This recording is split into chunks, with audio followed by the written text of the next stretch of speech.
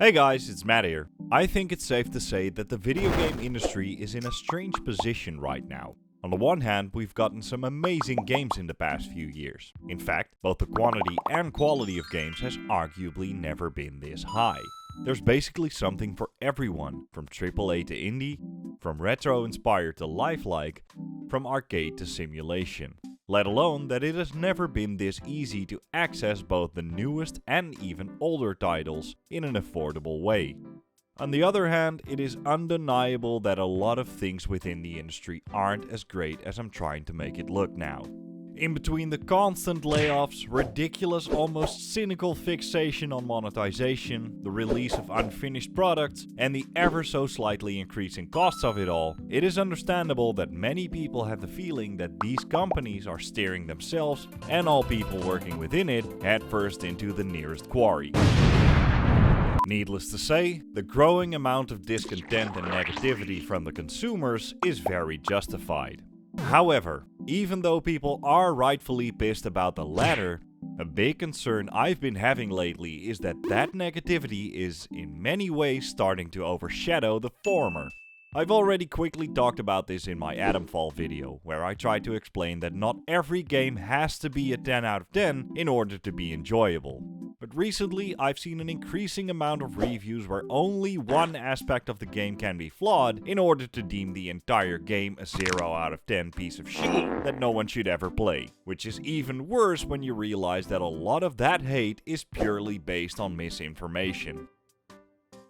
So why am I telling you all of this? Well, because this exact situation has pretty much spiraled out of control recently with the release of Nintendo's new home console, the Switch 2. From accusations of it being cheaply made, underpowered and unstable software-wise, to the everlasting discussion surrounding the price tag hanging on both the system itself and the games releasing on it. But let me tell you that many of the actual answers surrounding these discussions are nothing more than a few Google searches away, and especially after I've gotten my hands on the system myself, there's no doubt in my mind that the Switch 2 is a wonderful new machine despite the obvious flaws it has. So, ladies and gentlemen, welcome back to my Nintendo Corner, and today I'm going to try my best to guide you through all the goods and bads, as well as telling you about my own experiences as I give my honest opinion on the Nintendo Switch 2.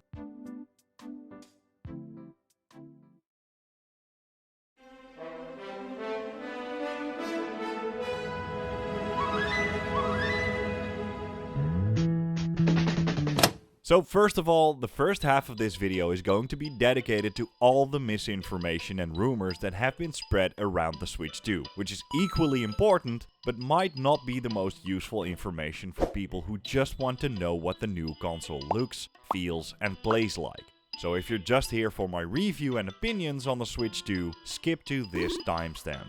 And also, I'm just another guy on the internet as well. I'm not a Nintendo fanboy or hater. The only thing I try to do is gather as much information as possible, play on the Switch 2 myself, and make an impartial review on this console based on the facts I could find on it.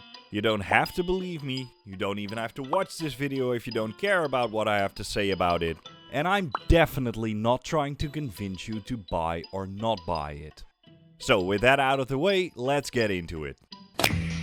Rumors of a new Nintendo console had been around for months before we actually got the official release by Nintendo themselves on January 16th, 2025. From that exact moment, the Nintendo hate bandwagon started rolling as well, gaining more and more traction as we got closer to the release date of June 5th. Even though I personally was excited for this console from the get-go, I was also hesitant. It looked good on paper, but honestly, even a bag filled with dead cats would look promising when you reveal it in a presentation that is this slick. It's understandable that the next Nintendo console would be, in large parts, the same as their previous console. The massively popular, but equally flawed first Switch.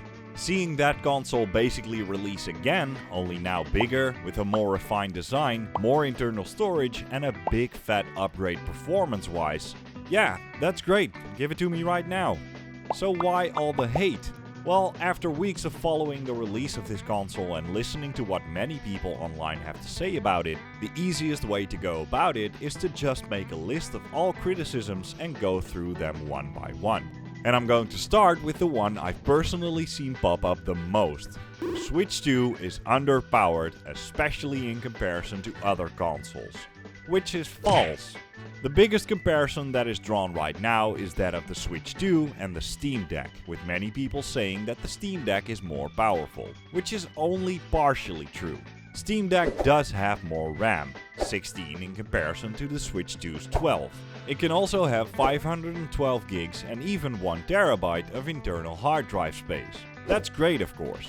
However, when looking at the Steam Deck's AMD Zen 2 CPU in comparison to the Switch 2's Nvidia Tegra T239, we can see that, despite the AMD having more raw power, the Nvidia CPU is actually optimized much better for a handheld console.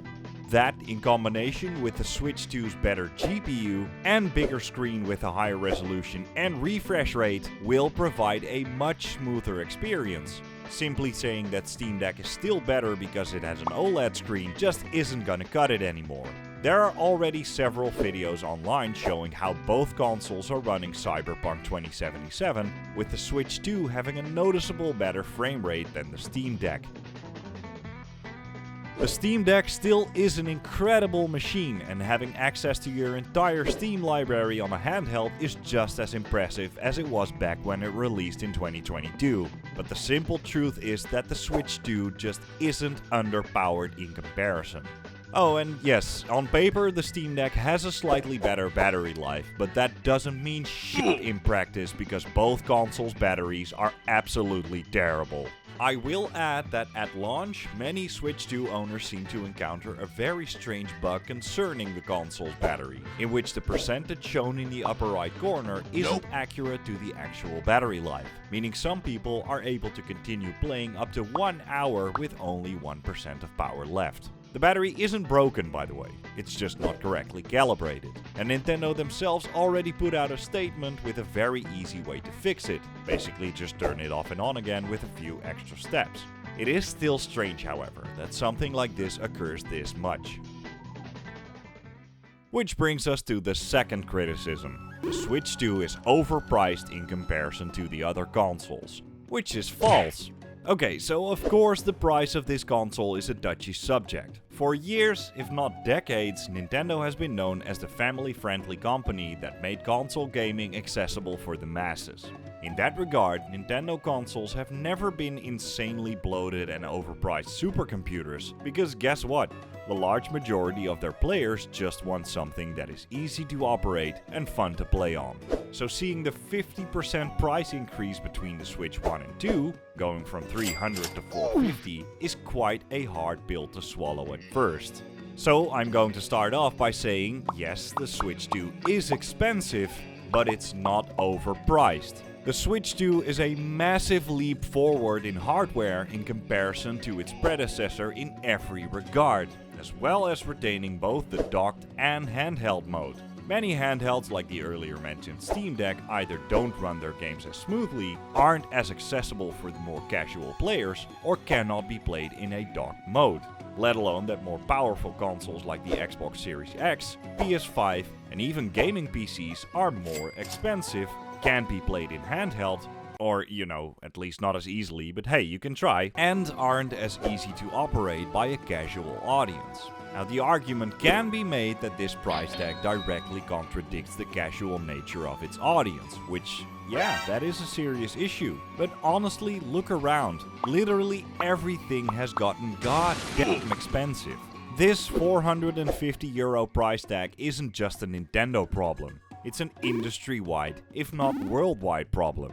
Nintendo isn't setting this trend, it's just following it. It doesn't make it any better, but it's so strange to me that the Switch 2 gets all the hate for it while every other console follows the exact same trend. I mean, have we already forgotten about the PS5 Pro's €800 price tag, while also having the audacity to ask for an extra $120 if you want a disc drive with it? Not to mention the price increase of the PS5 Digital Edition. So no, the Switch 2 isn't overpriced, the world is just a shitty place to be in right now. Criticism number 3. The Switch 2's launch was disastrous and it's not selling well at all, which I think is false. First of all, you're going to have to take this entire point with a grain of salt, because most of the negative attention surrounding the Switch 2's launch came about before Nintendo themselves made any statement on the fact. But anyway, the argument was made on the basis of some pictures online showing entire store shelves being stacked with unsold Switch 2s, supposedly meaning that no one was interested in the console and the stores are now left with mountains of the damn things. I will admit, when I went out to buy my own, it was basically one of the most casual purchases I've ever made. I was a day late because I had to work on the actual release date. There were still a few consoles left, and me and 2 others could just casually walk up to the counter and leave the store Switch 2 in hand. This was in huge contrast to the PS5 launch being one of the most stressful endeavors ever, where the infamous chip shortage caused the console to be in huge demand, but in short supply. So if you look at that situation on a surface level, then empty shelves equals many purchases, while full shelves means no one cares. But we all know that just isn't true. If you completely disregard the fact that the console was sold out on every single online storefront, many physical stores also running out of stock very quickly, and only believing the overly negative people on TikTok saying this is a disaster, well, yeah, then it actually becomes one. But after waiting to see what Nintendo themselves had to say about the situation, we now know that the Switch 2 sold over 3.5 million units in the first 4 days, making it the fastest selling Nintendo console ever. Just to put that into perspective, both the PS5 and Xbox Series X and S had reached similar numbers after around 7 weeks, and the massively popular PS4 sold 2.2 million units but only after 2 weeks. No matter what you think of this console or this launch, I think we can all agree that this wasn't a disaster. And as long as you keep your console away from GameStop employees with staplers, you should be fine.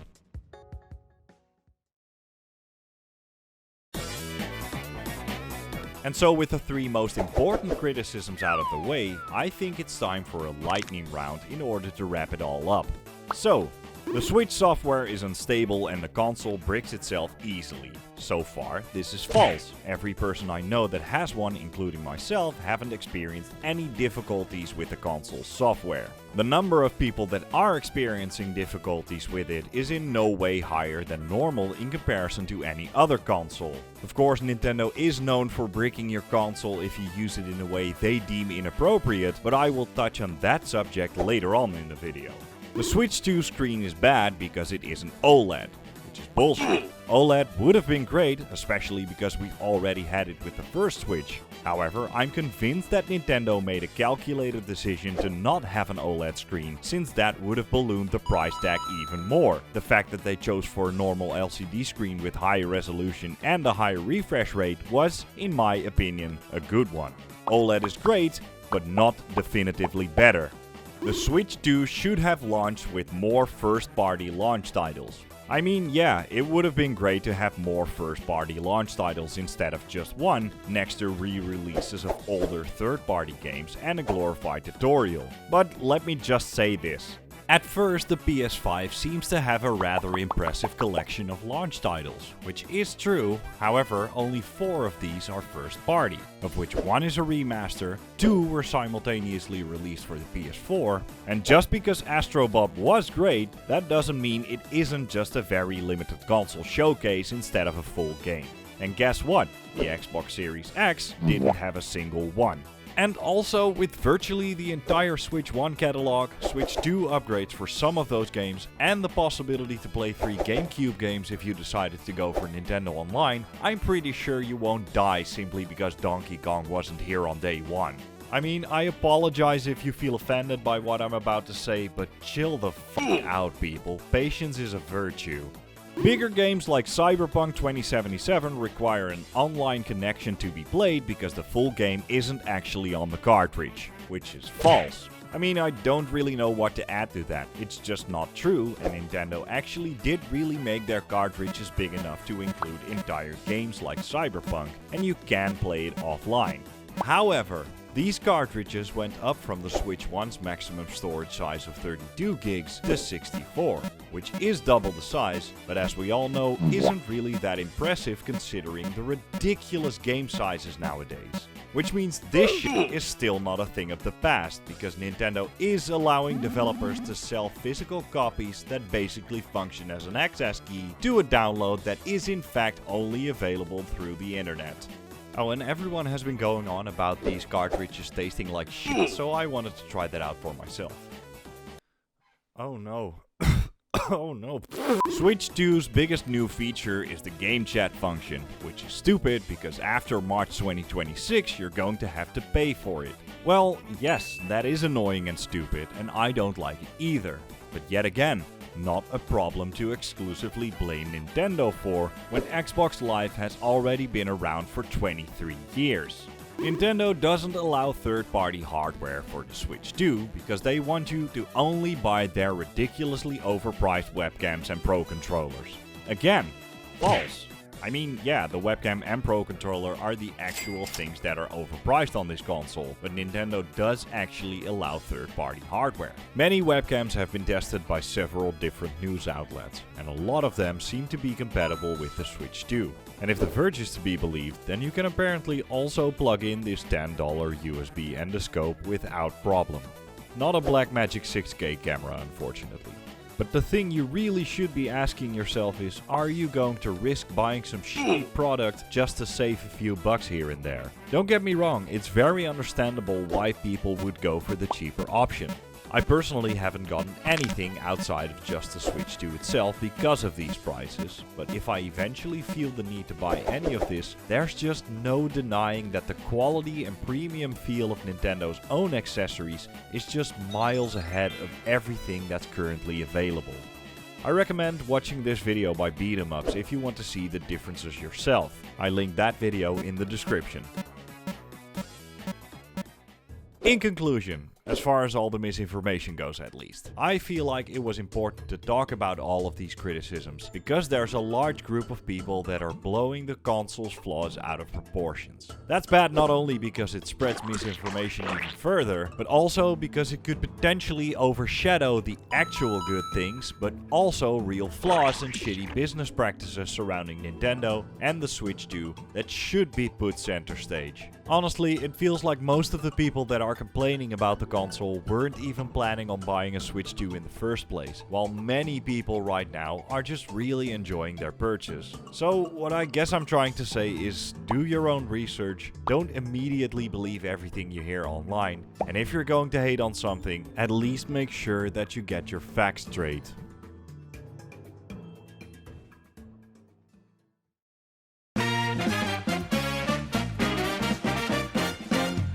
So, with all that said, let's get into the actual Switch 2 review. From the moment I first picked up my Switch 2, it became apparent to me how much of an upgrade this console is in comparison to its predecessor. I was pleasantly surprised how sturdy and high quality everything looks and feels. Especially when comparing the two side by side, in this case the Switch OLED, I was like, oh shit, have I really been playing on this Etch-a-Sketch the entire time?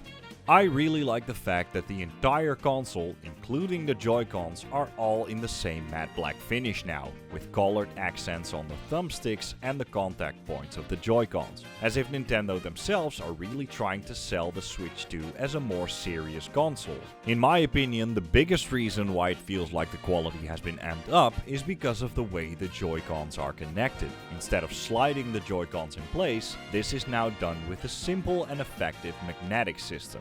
Much more intuitive, and I'm convinced that this will prevent a lot of damage that was easily inflicted on the first Switch. Even the back stand, which initially seems to be a lot more flimsy, is actually surprisingly sturdy as well.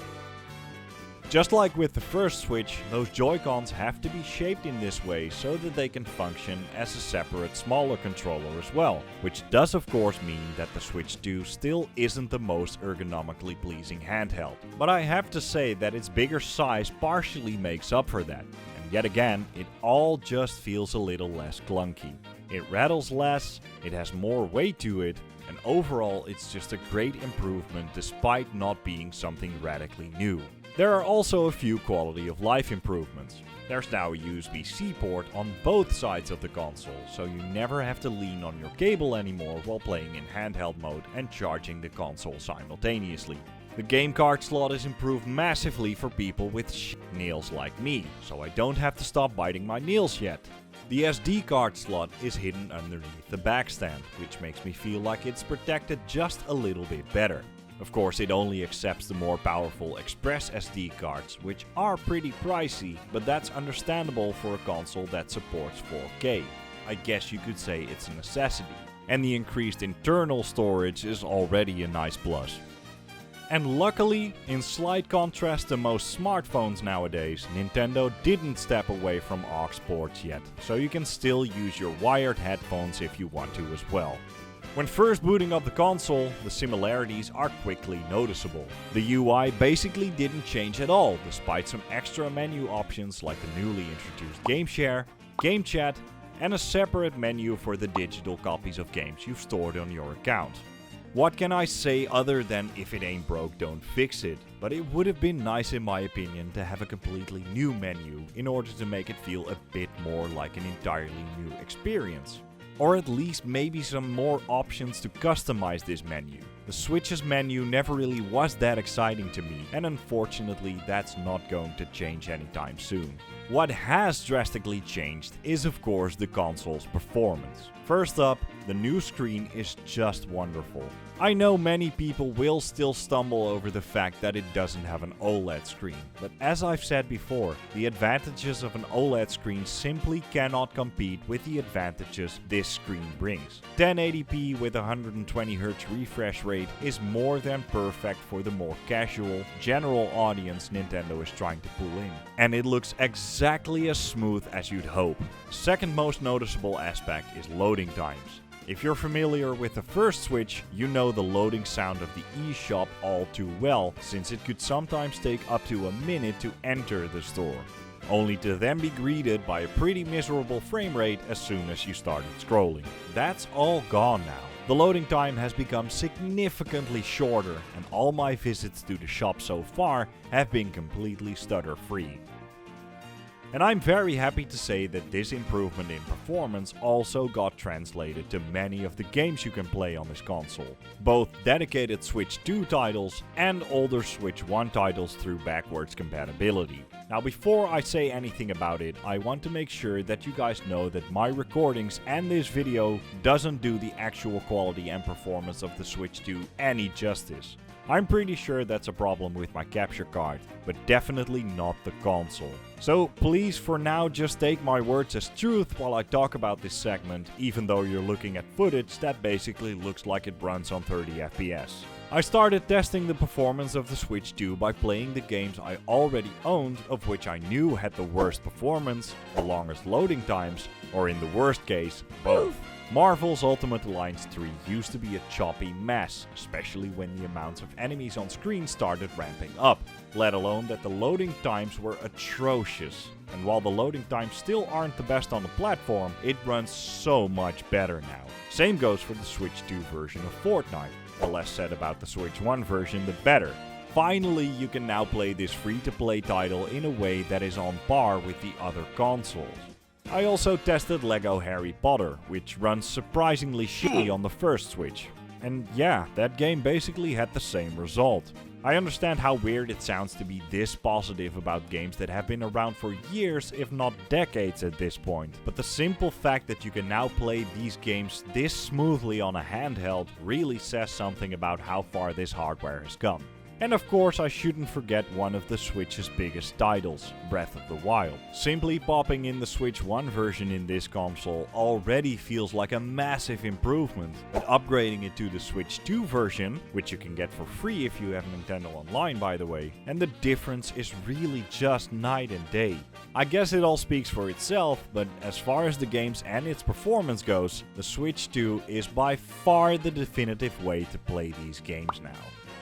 So with all these games that are playable through backwards compatibility, I became curious to see the Switch 2's compatibility as a whole. After owning a Switch for quite some years now, you're probably not surprised to hear that I collected a respectable amount of Joy-Cons and extra accessories.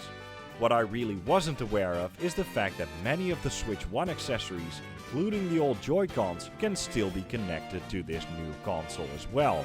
I was about to sell my copy of Ring Fit Adventure, only to realize, no, it actually still works. Same goes for my old Switch Pro controller, same goes for Nintendo Labo. Speaking of Labo, every single time a new Nintendo console drops, one question always pops up in many a fan's head.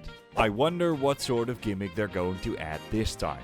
Whether you're talking about cardboard, touchscreens, motion controls or 3D, every single time a new Nintendo console drops, it features a new mechanic that plays a nerve-wracking balancing game between being a revolution and a stupid gimmick. The Wii's motion control was a gamble that paid off so well every other console manufacturer wanted to copy it, while the Wii U's dual screen experience was so bad it did the exact opposite. But with the Switch 2, you pretty much had the exact same mechanics as the first one, detachable controllers and the ability to play handheld. So what's new? Well, it's a mouse. I was not excited for this feature. First of all, because mouse features on a console rarely work well. The amount of latency you'll experience, as well as barely any games implementing it in a worthwhile manner, makes it such a gimmicky thing that I normally just wouldn't even bother. So I really didn't expect to like it, until I used it. First of all, I think it's great that it automatically just works in the main menu. No turning it on, no flipping a switch, no, it just works. Even though holding the Joy-Con sideways will feel a bit wonky, and it annoys the crap out of me that while using it, the palm of your hand is constantly resting on the safety cord, it is actually shocking how well this works. Especially in the tabletop mode, you will experience barely any latency, and you can now play games like Fortnite as if you're using a little portable desktop. It really is awesome. I immediately became excited to play more games that are compatible with this feature. Unfortunately, there aren't a lot right now, so that is kind of a shame. But I am excited to see how future releases will implement it. Needless to say, if you own the first Switch, there's so much incentive to upgrade to the second version. It basically does everything the old one does, and more, with some interesting new features that genuinely surprised me. But it might come across as if I think everything about this console is great. Just like anything in life, however, the truth isn't that simple. Let me start off with a very simple complaint. The chat button. Very useful now that game chat is still free for everyone, and within the short time I've had with this feature, I was pleasantly surprised how quickly and easily everything works. Connecting to friends is very easy, the microphone picks up sound even when you're sitting literal meters away from your console, background noise is filtered out pretty well for the most part, and game volume automatically adapts to your chat. It's basically baby's first Discord, but that completely falls in line with the family-friendly accessibility Nintendo is going for. Is it perfect? Well, no. I still think it's weird to have a physical button for a feature that will eventually start costing money. Let alone that years into the future, you just know that game chat will inevitably be discontinued, so the button will completely lose its function at some point. I've already mentioned the webcam and its compatibility, and yeah, it looks like it works well within game chat, so that's fine. But from what I've seen, the quality really is atrocious, and I'm sorry, but there's no way to justify that price tag for what is basically just a gimmick. And that price tag is a nice little segue into what I and many others think is the worst aspect of the Switch 2. It's not the price of the console itself, it's the price of all these accessories and that highly debatable game price. First of all, I can't imagine what it must feel like for someone to buy the Switch 2 without already having the Switch 1. Right now, I'm enjoying myself with the entire back catalog I already own, but I genuinely wouldn't have bought this console if I also had to put down an extra 200 to 300 euro for some of those launch titles. And this is Nintendo, infamously known for the fact that they will never lower their game prices. So this isn't going to be a matter of, I'm just going to wait for the next sale or something. No, this is it. And that's exactly why people are so pissed about it. Mario Kart World is an absolute gem of a game and a great launch title, but $80 is and always will be ridiculous. Now I will say that I'm personally not as shocked as most people, because I only have to boot up Steam in order to find out that Doom pulled the exact same stunt last month, just like Call of Duty did last year, and Final Fantasy and Forspoken even earlier. Long story short, us Europeans have gotten used to it already. But that, of course, still doesn't change a single thing as far as how frustrating it is. Because you know that all of these other games will eventually get a permanent price cut. But not Nintendo. The pricing of their products is by far the most controversial thing Nintendo tries to get away with, and there is no excuses for it. 60 euros for a webcam with a resolution shittier than the one I had 15 years ago, extra Joy-Cons for 50 euros each, and a Pro controller for 90? Why? Because it has a C button now? Also, shout out to a content creator called SubPar Professional, who pointed out the fact that despite the old Pro controller and Joy-Cons working on the Switch 2, it won't start the console up through the home button anymore. Strange inconvenience, right? Almost as if Nintendo wants me to buy the new Joy-Cons and Pro controller that are able to do this. You might also be curious as to what would happen if something breaks or gets damaged. I mean, the first Switch was notorious for having a lot of problems with stick drift. While I do think that Nintendo is fairly good with their customer support, they will try anything in their power to circumvent the so-called right to repair law, making spare parts for their consoles very hard to get a hold of, bricking the system if they have even the slightest indication of you tinkering with their console, and even going as far as suing independent repairers who are actually willing to help you with your broken products. Honestly, there's no need for all the hate created by misinformation, because there are so many things throughout the years that you can legitimately hate Nintendo for.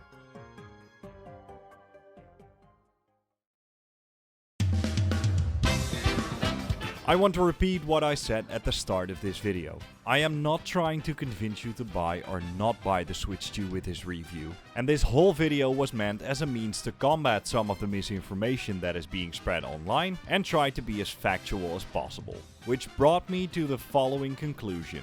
The Nintendo Switch 2 is a great new addition to this company's legendary lineup of home consoles. In every conceivable way, it feels like a worthy successor and genuine upgrade to the console that many people fell in love with nearly a decade ago. From the increased size and sturdiness to the more serious appearance, from the wonderfully detailed screen to its amazing accessibility, and from its impressive performance to potentially great lineup of games, there is so much to like about it. I don't regret my purchase of this console at all, but that statement does have some side notes. I did my own research on it before buying it, I know what sort of gamer I am and what sort of things I want from my console, but above all, I saved up my money, sold my old Switch, and found that now was the right time to make such an investment, which are all very important things to consider before going out to buy it for yourself. With that said, I don't think the console is overpriced. In fact, performance-wise, it is either on par or even surpassing some of the other handheld experiences. And if you're a casual gamer, I feel like the accessibility of the Switch 2 suits you much better than something like a Steam Deck or ROG Ally, which I still think speak more towards the quote-unquote hardcore gamers. Sure, Cyberpunk has a very impressive port on this console, but if you want the most insane graphics, frame rates and things like mod support, this just wasn't gonna be your thing in the first place. For the Switch 2, you're going to have to be interested in Nintendo's first-party offerings, the handheld capability has to be of use to you, and you might even want to think about if you're buying it just for yourself, or maybe also for your family or friends. If all of those things match your preferences, I'm convinced that the Switch 2 is a great console for you. But that still doesn't change the fact that €450 is a big investment nonetheless, and you already know that you're going to have to invest even more in the long run if you want to make use of newer games and accessories. Nintendo never lowers their prices and only rarely puts their games on sale, so you just know that the €80 price tag on Mario Kart World is not so subtly foreshadowing the future this console is heading towards, and that is by far the biggest downside to this console. Please don't let people who weren't even interested in this machine in the first place ruin your excitement, because if this console and these games are worth that money in your opinion, you can at least buy it in the knowledge that it's a high quality product with which you can have an insane amount of fun. And to all you haters, if you're going to hate something, at least hate it based on facts and just let all the people who are enjoying this console enjoy it in peace. Thanks for watching. As always, I really hope you enjoyed this video. It was something completely new for me to review a console instead of just a game, so I hope it turned out well, and I really hope that this video might be useful to some people. If you also bought a Switch too, let me know in the comments if you're enjoying it just as much as I am, or if you didn't, let me know why you decided not to. I'm interested in your opinion either way. Because misinformation was such an important subject in this video, I included all the sources consulted for this video in the comments down below, just so you can see for yourself whether or not you think these sources are credible. Also, let me know if you'd like a full review on Mario Kart World, since I was thinking about doing that as well. And please like this video and subscribe to my channel if you enjoy my content. For now, thank you yet again, and I hope to see you in the next one. Bye!